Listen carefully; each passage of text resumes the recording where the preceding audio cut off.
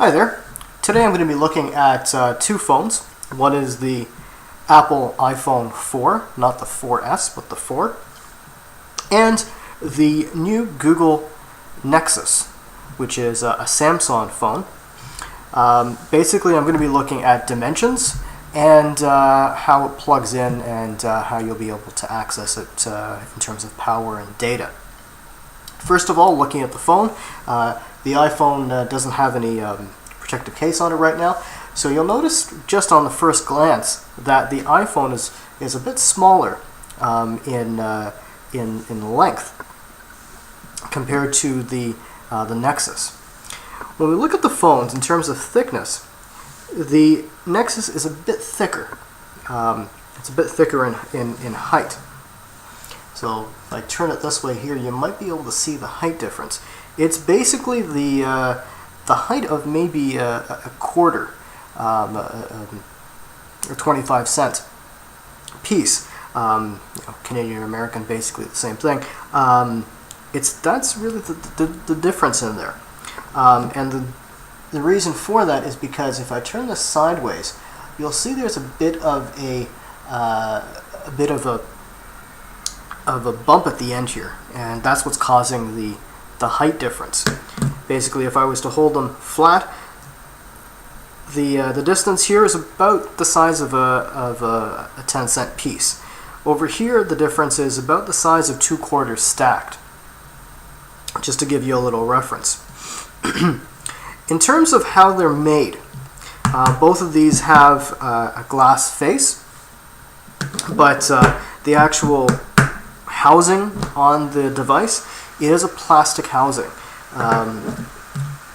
So the only thing that the Apple has on it that's kind of metal or alloy is the side piece here where you have the antenna. The iPhone is a mini SIM card slot, whereas in the Nexus is a full SIM slot. On the camera, on the Nexus camera is a 8 megapixel camera. There is flash on the back.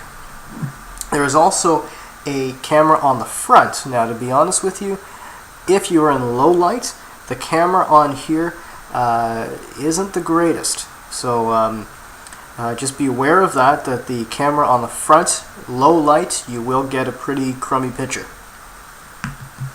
Aside from that, when you're plugging in the Nexus, the data or the power port is a mini USB.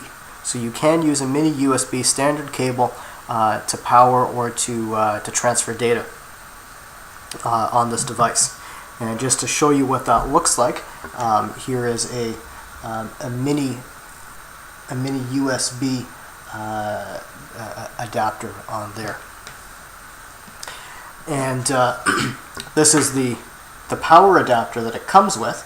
It's as I said, it's a Samsung adapter. This is a Samsung made phone for the Google Nexus.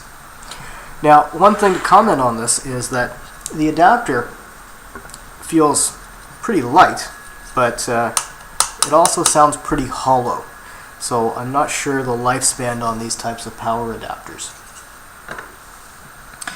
Now, just to mention something, the difference between the iPhone and the Google Nexus, one of the major differences, well, not too major, but one of the differences that I notice I use frequently is the Bluetooth option when I'm driving. So a hands-free option.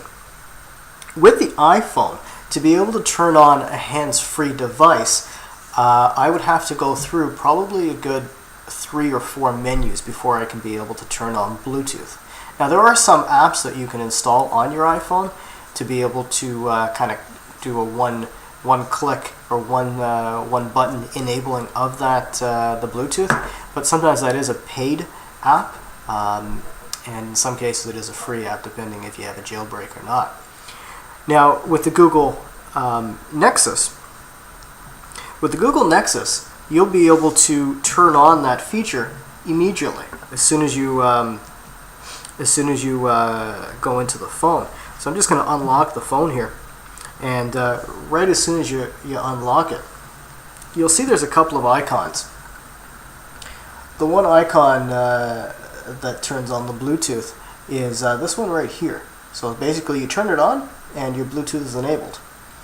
You can simply just disable that by clicking on the button again.